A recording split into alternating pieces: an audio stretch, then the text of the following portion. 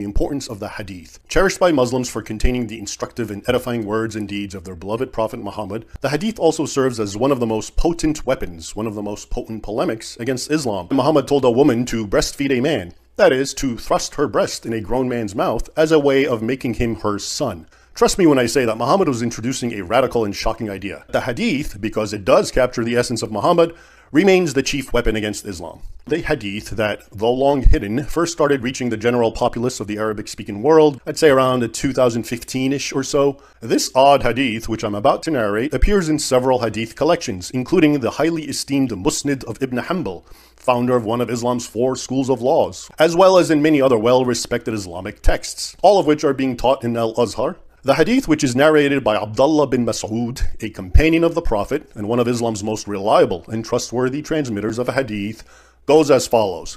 Brace yourself.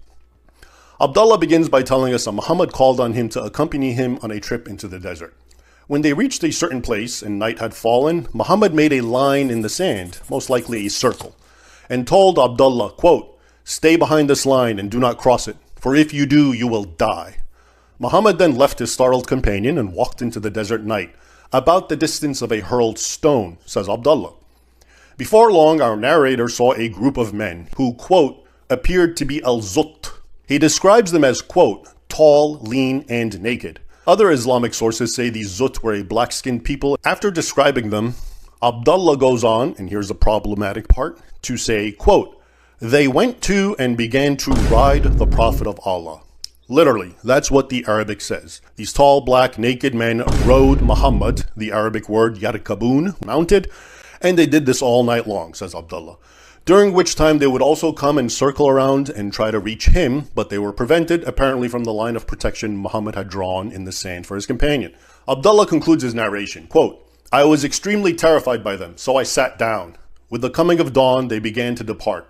Then the Prophet of Allah returned, slowly and in pain from that which they did while riding him. According to another narration found in several Islamic texts, including Akhbar Mecca by Al-Fakahi, Muhammad complained to Abdullah that, quote, they wounded me all night long, at which point the Prophet proceeds to lay his head and fall asleep in Abdullah's lap. Needless to say, the highly unflattering implications of this hadith are clear.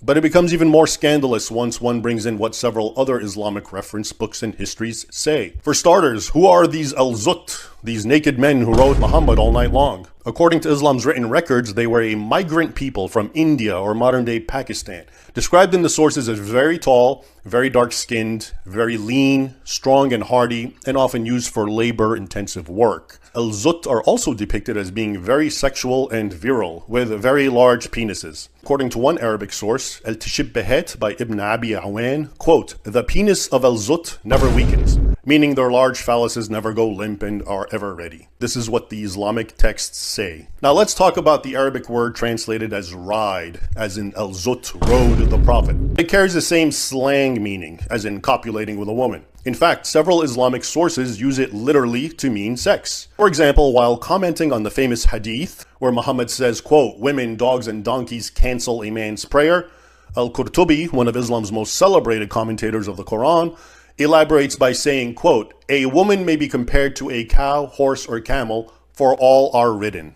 When AL-ZUT begins circling and trying to reach our terrified narrator, Abdullah, his first instinct was to sit down. Was he trying to hide and protect that one part of his body, which these naked men were apparently trying to access? That is, his bottom, by sitting down? This hadith is scandalous. Not the sort of thing you'd expect people who want to fabricate an honorable prophet would make up. Former Muslims regularly make even more troubling connections. They cite the well-known hadith where Muhammad is asked, quote, will the people of paradise have sex? And his answer, quote, yes, with a vagina that never tires and a penis that never weakens. The phrase, a penis that never weakens, is identical to the aforementioned description of AL-ZUT's genitalia, suggesting, as many former Muslims are quick to point out, that Muhammad so enjoyed his night with these naked black men that he went on to secretly enshrine its most notable aspect, powerful penises that never weaken or slacken, as a characterization of paradise. Based on numerous Islamic texts, especially Musnad ibn Hanbal and Al-Qurtubi's tafsir, and several other historical and ethnographical texts, how this hadith is understood, especially by ex-Muslims who cite it as cause for their apostasy, is as follows. Muhammad took his close companion, Abdullah, into the desert at night.